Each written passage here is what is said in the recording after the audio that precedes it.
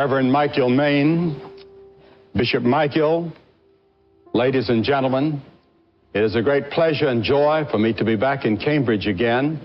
This brings back wonderful memories of last February when it was my privilege to minister here for 8 days and to have the privilege of meeting so many of you. I come back feeling a bit better because last time I came with 3 broken ribs. And this time my ribs are healed, but my eyes are a bit heavy because I've been touring Poland and Hungary and just come from Rome and here to Albert Hall on Friday night and then hopefully on the plane tonight, if not tonight, early in the morning. So I do appreciate this privilege, and I think that the Reverend Michael Main has expressed my own feelings about having this dialogue. I'm a great admirer of Bishop Michael. He and I have been friends for 25 years. We reminded each other last night at dinner, and I count it a great privilege to be here today to share this dialogue and fellowship with him and with you. And my prayer is that these few minutes will make it possible for each of us, including myself, to leave Great St. Mary's with a clearer perception of what God's will is for us. There's no more crucial discussion in the world church today than the mission of the church. Today, our major concern is not to discuss all the church is called to do, at least it's not mine, or to be. Rather, we are thinking intensely about one segment of the church's task, and that is its outreach around the world. We cannot begin to exhaust this complex subject in the brief time we have here. But because we cannot say everything, it does not mean that we should say nothing. So I start by asking the central question, what is God's purpose for the world? It seems to me as I study the Scripture that God's supreme purpose is to bring all creation under the absolute and final authority of Jesus Christ. Individuals, human society, and even nature itself are destined at last to come under His lordship. God will not permit this rebellious planet to reap the bitter fruit of its rebellion forever. Instead, Christ's rule of perfect justice and peace will be realized. This will only be fully accomplished when Christ comes again. But already God is at work to bring about His kingly rule. The world today is not the way God made it or intended it to be. When He created the world, He pronounced it very good. And yet something went wrong. For the Bible tells us that sin has entered the world and has brought devastation to the whole of creation. Indeed, there is much that we do not understand about the problem of evil and the problem of the devil, which the Bible calls the mystery of lawlessness, but we see evidences of it all around us. But this much we do know. Because of sin, which is rebellion against God, all humanity is in the silence, there's a spark, a quiet tension in the dark. Watching your eyes across the room, can't deny something about you makes me want to try. Feeling the vibe, and it's so brand new. Wondering if you're feeling it too. Step a little closer, don't be shy. I can tell you've got that spark inside. Let's see where the night might lead.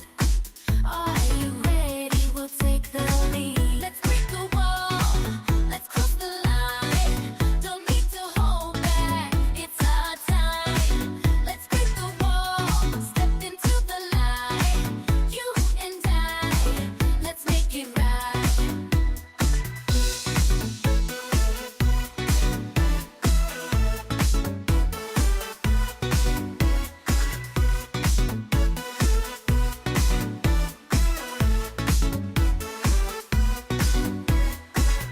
Getting closer, feeling the heat rise. Can't ignore what's going on inside. Heartbeats sync as we come together. Maybe this could last forever. Step a little closer, don't be shy. I can tell you've got that spark inside. Let's see where the night might lead.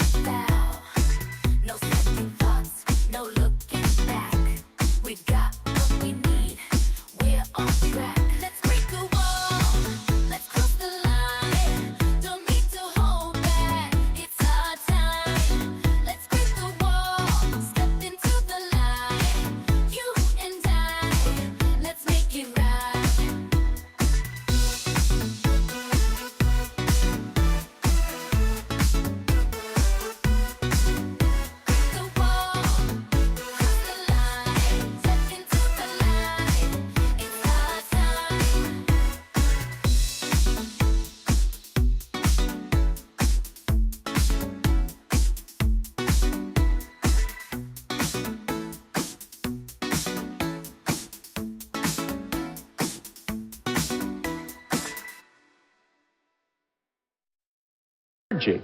I believe one of the greatest priorities for the church today is to mobilize laymen to do the work of evangelism. However, we must never forget that the witness of our lips has limited value unless it is accompanied by the witness of our works. In one of his books, Bishop Michael said something on this subject that I deeply appreciate. He said this, quote, "It is possible to preach the gospel of conversion without any sight of its social context. It is possible to preach a social gospel which omits the reality of conversion to Christ. Then he advises, be it your wisdom to preach the gospel of conversion, making it clear that it is the whole man with all his relationships who is converted to Jesus as the Lord of all he is and all he does." End quote. Now I must come to the second aspect of our mission, and that is service, diakonia. Just as Christ is the center of our proclamation, he is also the center of our service. He commands our service, and he is an example of it. Jesus declared, "The Son of Man did not come to be served, but to serve, and to give his life a ransom for many." On one occasion, the crowds, impressed with Jesus' miracles in person, intended to come and make him a king by force, but he refused. Why? It was because he was not coming to dominate and assume worldly power for himself at that time, but to be a servant. To follow Christ is to follow his example of service. There are, I believe, at least two dimensions to our service in the world. The first is that which we render within our own immediate social context. God has placed you in a specific society, and that is true of all Christians throughout the world, for the church is not limited to one culture or social system. I had no choice as to the color of my skin. I had no choice as to what country I was born in. But within the society where God has placed me, or where God has placed you, we must first of all be faithful in our responsibilities. Within my own society, the church has often been forced to discover afresh what forms its service for Christ should take. We have in America, for example, had to face the fact of our long tradition of racism is wrong. Christians in America and Britain during the 19th century had a profound influence on the problem of slavery, first working to eliminate the slave trade and then to abolish slavery itself. But many were merely content to win the battle over slavery, but did not see the blight of racism that was still with us. In recent decades, God raised up men like Martin Luther King to show us and to lead us, and it has been changing and is still changing. But there's another level or dimension to our service of Christ today. It is what we might call our global role, or our responsibility which extends to the entire human family. More than any previous time in history, the human race is tied together in what has been called a global village. Therefore, those of us who are Christians have a responsibility as Christ's servants to join with others in service within our whole world. I read recently, for example, that an estimated 800 million people live in extreme poverty scattered among many nations. At least 20% of the children born in so-called developing countries die before their 5th birthday. We cannot be complacent in the face of such statistics. This brings me back to proclamation. Proclamation and service go together hand in hand. This is not all of what we mean when we use the word mission in the church today, as I've already said, but it does sum up in my mind our mission to the world.